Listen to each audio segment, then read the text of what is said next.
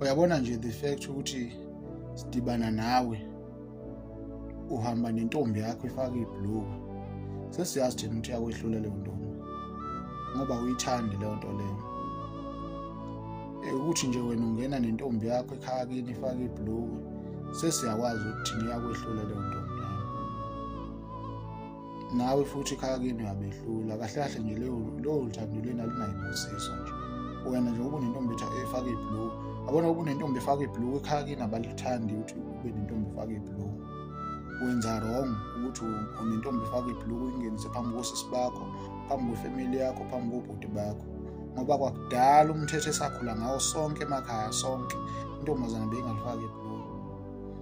Uyabona nje wena Mjithu uthi unentombi straight kodwa ifaka ibhluku, leyo ntombazana iyakuhlula futhi i-relationship yenu ayibusisiwe. Intombi yakho le ifaka ibhluku, akukho ukuthi mhlawumbe imizi ayifani, imithetho ayifani, amanga lawo.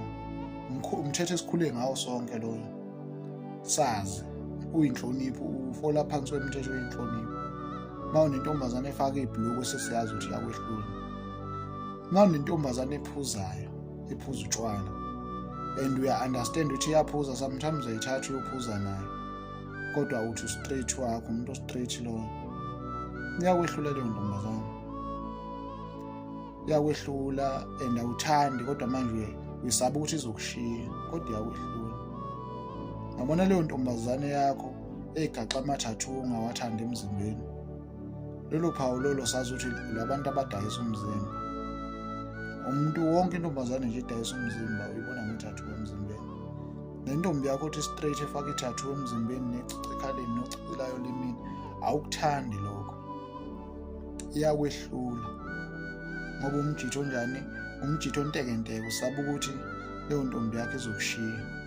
Kodwa ngikutshela nje into eyi-one, ngelinye ilanga leyo ntombi yakho leyo uyiklabha ngembazo, uyilimaze, usimoshele usisi, ngoba wena une-anger, kunento ofisa ukuyikhuza ngayo intombi yakho, manje uyayisaba, kodwa iyothi siyenze okuwesi njengoba uyindoda entekenteke bese uyayilimaza ngoba uyayithanda kodwa uyayisaba.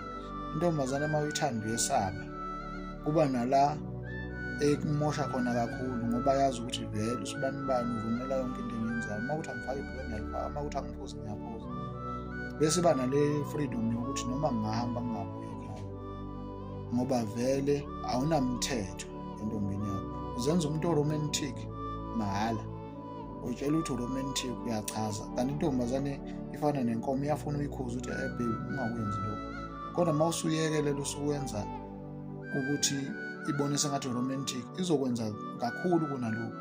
Izohamba nabangani bakhe iyophuza ngelinye ilanga ungabuyi ngoba wena njani untekenteke, bayihlaba abangani bakho, and la uzothola khona bayihlabile uzofuna ukuyigwaza, ufuna ukusibulala lo sisi, kanti wena untekenteke. Kuze intombi yakho mbhemu, uma unentombi eyenza into ongayithandi ikhuze kusasemanje, ungalokhu uqamba amanga uthi romantic. Akekho umjitho ofuna ukutshakadula nentombazana efaka ibhluku ayibiza ngo-straight wakhe. Angikhulumi ngomakhwabhimani, sengikhuluma ngalabo abantu endini ngo-straight nabo.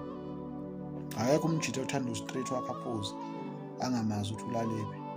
Khuzani iy'ntombi zenu ngoba kusasa nizosilimazela amantombazane bese nilokhu nithi amadoda ahlukunyezwe uma eshaya amantombazane. Akukho ukushaya uqondisa umuntu ukuthi ngokuthi uyamshaya, khuza intombi yakho kusemanje ukuze kusasa ungayishayi ngoba iyakwehlula. Leyo ntombi yakho leyo iyakwehlula.